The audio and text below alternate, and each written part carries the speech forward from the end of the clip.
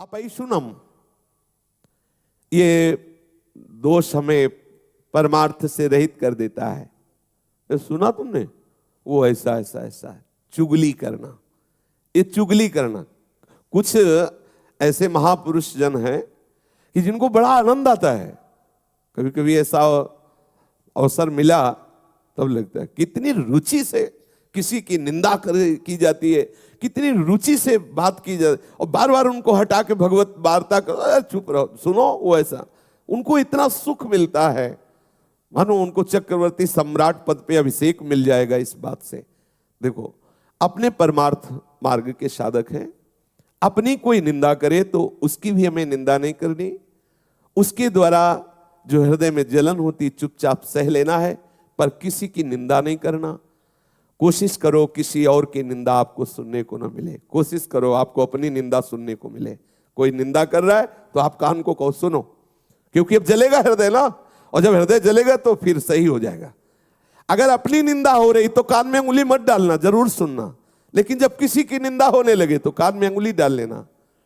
जब अपनी प्रशंसा होने लगे तो कान में अंगुली डाल लेना, जब दूसरे की प्रशंसा हो रही तो अंगुली हटा लेना। तो अंदर तुम्हें पता चलेगा कि क्या है तुम्हारी स्थिति। दूसरे की प्रशंसा सुनकर आनंदित होना, यह हमारे साधुता के मार्ग में लाभदायक है। अपनी प्रशंसा सुनकर के हृदय में सकुचाहट आ जाना, मैं अधम, ये कैसा, यह है परमार्थ का स्वरूप। अपनी निंदा सुनकर के आनंदित होला, देखो प्रभु ये ठीक कह रहे हैं, ऐसा ही मैं हूं। दूसरे की निंदा जब बात हो तो कान में अंगुली डाल लो, नहीं नहीं हमें नहीं सुनना। बोलना तो है ही नहीं किसी के विषय में, पर चर्चा ही हमें दोष से युक्त कर देती है। भगवत चर्चा छूटी, जहां किसी की चर्चा तहां कोई न कोई अपराध बन जाएगा, वाणी का अपराध बन जाएगा, हम निंदा कर बैठेंगे। ये दूसरे की बातें देखी सुनी चुगली करना है, बिल्कुल ठीक नहीं है। एक दूसरे के विषय में वार्ता करना परमार्थ के हानि की बात है। जब एक दूसरे मिले तो बोधयंता परस्परम, भगवत चर्चा करें। श्री स्वामिनी जी के रूप गुण का, उनकी लीला का, उनके हास परिहास का वर्णन करके हम अपने मन को निर्मल करें, आह्लादित करें। ये चुगली करना ठीक नहीं है। शास्त्र आदेश करता है कि ये जो चुगली करने का स्वभाव, इसे छोड़ो, क्योंकि इसके छोड़ने से आपका हृदय निर्मल होगा। ये वो सद्गुण हैं जो भगवान को अधीन कर लेते हैं। हमें किसी के विषय में नहीं बोलना, यहां तक कि अपने को सता रहा हो तो धर्म कहता है कि उसका भी परिचय मत बताओ। ये बड़ा सूक्ष्म विषय धर्म का है।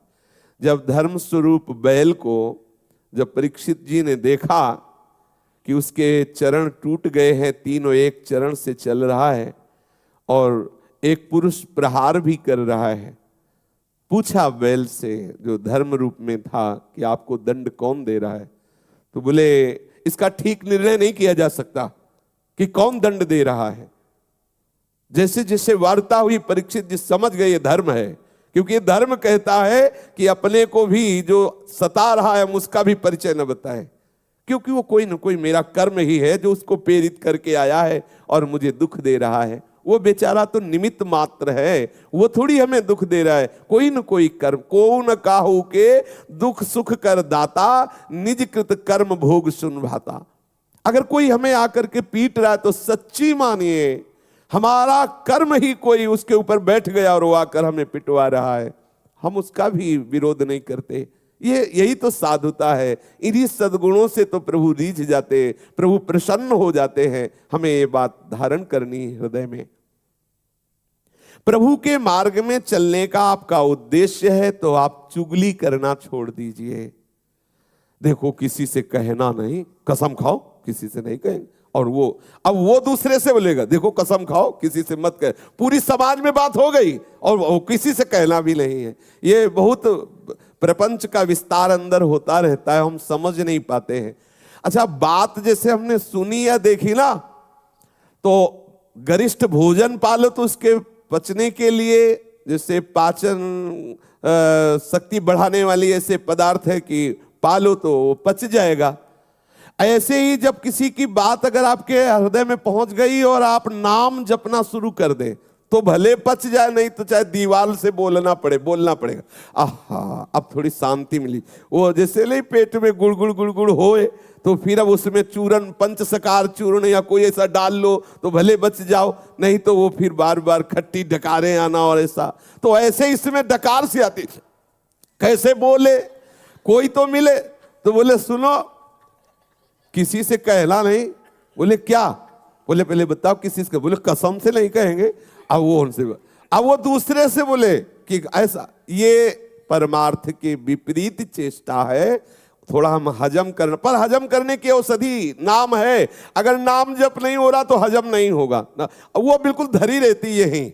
और जब निकाल देना, किसी से बात कर देना, तब लगता है हाँ अब शांति मिली है। वो तो कहना ही पड़ेगा। इसलिए नाम जप के द्वारा पचा सकते हो, अन्यथा नहीं। अगर नाम जप नहीं तो आप ये पचा नहीं सकते। वो आपसे बुलवाएगी, चुगली करवाएगी, निंदा कराएगी। दोष दृष्टि द्वेष वृत्ति मिटा करके हमें सर्वत्र भगवत भाव करना है। इसलिए हमें किसी की चुगली नहीं करनी है। सबको सुख पहुंचाने की भावना, सबसे सुंदर दया का स्वरूप यही है। सबका मंगल हो, सब सुखी हो। कैसे होंगे? नाम कीर्तन से, नाम जप से, लीला कीर्तन से, लीला श्रवण से सबका मंगल होगा। आप किसी को 2 रोटी दे देते हैं तो उसका मंगल थोड़ी हो जाएगा। थोड़ी देर के लिए भूख मिटी, फिर 4-6 घंटे बाद फिर उसको सताने लगी। वास्तविक दया का स्वरूप क्या है? सबका मंगल हो, सब सुखी हो, सब आनंदित हो। तो किससे होंगे? सबका मंगल, सबका सुख, प्रभु का नाम कीर्तन श्रवण करना, प्रभु का नाम कीर्तन गायन करना, प्रभु की लीला कथा श्रवण करना, प्रभु की लीला कथा गायन करना सबसे बढ़िया निरपेक्ष दया है। जब कहीं कोई आपको मिले तो उसको सुख प्रदान करने की भावना से आप भगवत चर्चा कीजिए, भगवान नाम कीर्तन करने की प्रेरणा दीजिए, भगवान नाम जपने की प्रेरणा। ये सबसे बड़ी दया है। नाम सुकृत धन अपनी जीवन, ये हमारा जीवन है। राधा नाम हमारा जीवन है, हमारा प्राण है, सबसे बड़ा धन है, परम धन है। अब हम किसी को राधा नाम सुना रहे, राधा नाम कीर्तन कर रहे, राधा नाम जपने की प्रेरणा करें, ये सबसे बड़ा सुख है, उसको दिया जा रहा है। क्यों? इसमें फंसोगे नहीं, फंसोगे नहीं। अपने आराध्य देव का नाम कीर्तन, अगर कहीं अन्य भावना करके अन्य दया करना शुरू किया तो फंसने के चांस है। सबसे हित की भावना, सर्वभूत हिते रताः। कैसे हित होगा? केवल किसी को थोड़ी औषधि दे दी, थोड़ा भोजन दे दिया, वस्त्र दे दिया दया करके, तो ये कोई खास दया नहीं हुई। सदा मंगल होता रहे। यदि उसके नाम रूप लीला धाम में कहीं भी रुचि हम पैदा कर पाए संग के द्वारा, ये बहुत बड़ी दया हो गई, ये बहुत बड़ा हित हो गया, उसका बहुत बड़ा मंगल हो गया। ये हृदय में विचार कीजिए। सर्वभूत हिते रताः कैसे होगा? भगवान नाम से होगा, भगवत लीला गुणगान से, भगवत रूप चिंतन से होगा। कोई भूला हुआ जीव यदि भगवान नाम जपने लगे, उसका मंगल हो गया। उसके शरीर से ऐसे परमाणु निकलेंगे, जहां वो रहेगा वो आसपास वातावरण मंगलमय होने लगेगा। अगर एक आदमी दुराचारी है, गंदे आचरण करता है, तो जिस मोहल्ले में रहता है वो पूरा मोहल्ला दूषित हो जाता है। उसके वातावरण से वो सब दुखी होने लगते हैं। एक महात्मा जहां रहता है तो वो क्षेत्र आनंदमय होने लगता है, क्योंकि उसका प्रभाव सबके पाप का नाश करके आनंद प्रदान करता है। इसलिए सच्ची दया अपने ऊपर और सबके ऊपर यही है कि खूब भगवान नाम कीर्तन किया जाए, भगवान नाम जप किया जाए, भगवत लीला गायन श्रवण किया जाए। भगवान दया समुद्र है। सभी को शुद्ध करने के लिए देखो भगवान अवतार धारण करते हैं। सभी को शुद्ध करने के लिए भगवान लीलाएं करते हैं। भगवान विविध नाम रूप लीला इसीलिए प्रकाशित करते, सबका मंगल हो। कभी कभी प्रतिकूल लीलाएं करके, जैसे प्रभु आवेश में रोष में दिखाई दे रहे हैं और दिव्यास्त्रों के द्वारा वो संहार लीला करते नजर आ रहे हैं। बड़ी दया है इसमें। जिस पद को बड़े बड़े योगी जन योग साधना से प्राप्त करने की चेष्टा करते रहते हैं, उसी पद को प्रभु रोष में आकर के उन असुरों को प्रदान कर देते हैं जो भगवत विरोधी हैं। जैसे प्रभु की दया का स्वरूप है सबका मंगल करना। ऐसे ही भक्त की दया का स्वरूप है सबका मंगल करना। संत महात्माओं की दया समस्त भूले हुए प्राणियों को भगवान नाम रूप लीला धाम में लगाना है। जो दूसरों के दुखों को मिटा दे वही तो दया का स्वरूप है। तो दुख मिटेंगे क्या संसारिक वस्तुओं से, और दुख बढ़ जाएंगे। आप सोच रहे हैं कि अगर इसके मकान में बिजली लग जाए, एसी लग जाए तो आराम से सोएगा। ठीक है, आपने लगा दिया, लेकिन हर महीने अब जो बिल बढ़ने लगा तो अब वो दुख तो बढ़ रहा है ना। अब वो बिगड़ेगी वो मशीन, उसको सुधारने का। अगर वास्तविक शीतलता प्रदान करनी है तो प्रभु के चरणारविंद, प्रभु के नाम, प्रभु के रूप, प्रभु के लीला, यह है दया का वास्तविक स्वरूप। साधक को चाहिए कि अलोलुप्तम रूपी सद्गुण धारण करें। इंद्रियों का विषय भोग के लिए प्रतिपल लालायित रहना स्वभाव है। जो हमारी 5 ज्ञान इंद्रियां हैं उनका स्वभाव है नीचे की तरफ उतरना। सांसारिक रूप देखना, सांसारिक सुगंध सूंघना, सांसारिक स्वाद लेना, सांसारिक स्पर्श सुख लेना, सांसारिक शब्द सुनना, इनका स्वभाव है। अब इस स्वभाव का परिवर्तन करके भगवत भाव में लाना है।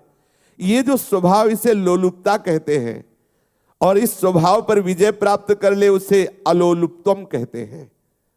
ये दैवी संपदा है, ये भगवत प्रसन्नता का अनुभव कराने वाला सद्गुण है। हम उतनी ही वस्तुओं का सेवन करें जिससे हमारा भगवत चिंतन सतत चलता रहे। सच्ची मानिए, ये जो बहुत गरिष्ठ भोजन है, बहुत मीठा भोजन है, ये जो कई तरह के, ये हमारे अंदर कई वासनाएं पैदा कर देता है। आप एक दिन माधुकरी या सात्विक भोजन भगवत अर्पित करके पाइए, दूसरे दिन पूड़ी कचौड़ी समोसा और गुजिया गुलाब जामुन ये सब भरपेट पाइए। फिर आप दोनों दिन के भजन का निर्णय कीजिए, दोनों दिन के विचार को आप डायरी में लिखिए, ईमानदारी से निर्णय करके। आप एक दिन जो सात्विक भोजन भगवत प्रसाद स्वरूप पाए तब आपके क्या विचार थे, कैसी भजन पद्धति चली, और दूसरे दिन जब आप भंडारे का पाए या ऐसा गरिष्ठ भोजन पाए तब आपके कैसे विचार रहे, देख लीजिए। ये लोलुपता छोड़ने के लिए आपको एक नियम बनाना पड़ेगा। समाज में जो अच्छे पदार्थ कहे जाते हैं उनसे आपको बचना होगा। ये बहुत अच्छा भोजन बना हुआ है, वो आपके भजन को नीरस करने वाला है। ये इंद्रियों की लोलुपता, एक एक इंद्री को संभालना होगा। हम ऐसे रूप देखने के मार्ग में चले हैं जो रूप समुद्र हैं। क्या कौन सा रूप है ऐसा, यहाँ सब नाशवान परिवर्तनशील। ये जो शरीर आप देख रहे हैं इसमें कुछ भी डालो मलमूत्र बन जाता है। क्या खास बात इसमें है? जरा सा रोग हो जाए तो चेहरा बदल जाता है, जरा सी अंदर कोई क्षोभ वृत्ति आ जाए तो क्या होता है, थोड़ी देर में मृत्यु। कि अब अपने को लगता है 100 वर्ष 80 वर्ष, अरे ऐसे गए 100 वर्ष, देखते देखते गए।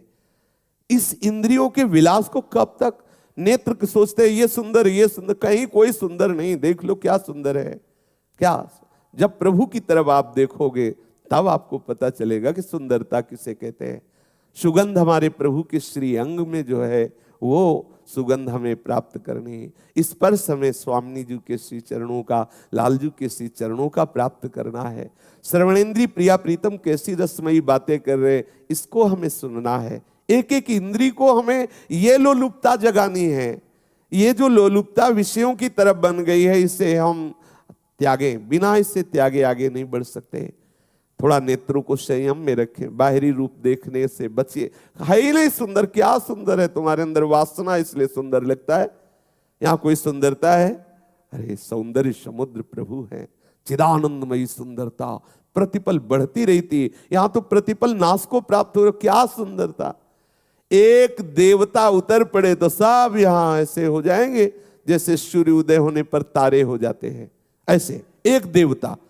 और प्रभु की जब सुंदरता की बात आती है तो देवलोक भूलोक रसातल कोई है नहीं, क्योंकि सब प्राकृतिक माया के द्वारा रची है। प्रभु का चिदानंद सौंदर्य। कभी अपनी नेत्रेंद्री को ये लालच लोभ जगाइए कि हमें प्रभु को देखना है। प्रिया प्रीतम श्याम सुंदर और किशोरी जी जब बात करती है, ओ अमृत रस बरसता है, वो हमें सुनना है। प्रिया प्रीतम का स्पर्श, प्रिया प्रीतम की गंध, प्रिया प्रीतम का उच्छिष्ट, हमें प्रत्येक इंद्रियों में ये लालच पैदा करना है। इसी लालच के बल से हम विषय लोलुपता का त्याग कर पाएंगे, इसी बल से कर पाए। अगर ये लालच नहीं जगाया आप तो लगेगा कैसा क्या जीवन, कह रहे हैं अच्छा ना खाओ, ऐसा ना करो, वैसा। अरे जितने दिन का जीवन मिला है मौज लो, मौज आनंद। तो ये इधर मौज है, इधर मौज है। बड़ी मौज वालों को देखा है नाली में गिरे हुए पड़े, मौज है उसमें, नाली में पड़े। एक इतनी नाली थी हितधाम के सामने, तो एक शराबी भगवान के दर्शन हुए। ऐसा लग रहा था जैसे बहुत बड़ी धारा को पार करना हो।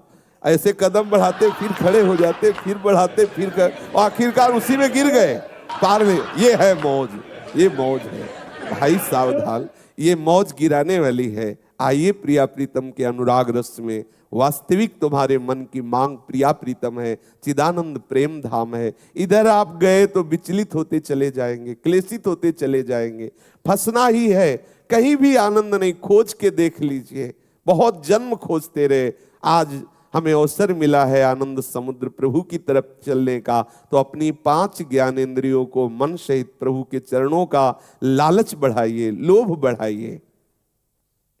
मार्दवम, बिना कारण दुख देने वालों और वैर रखने वालों के प्रति भी हृदय में कठोर भाव ना लाना, उनके प्रति भी कोमल वर्ताव रखना मार्दव कहलाता है।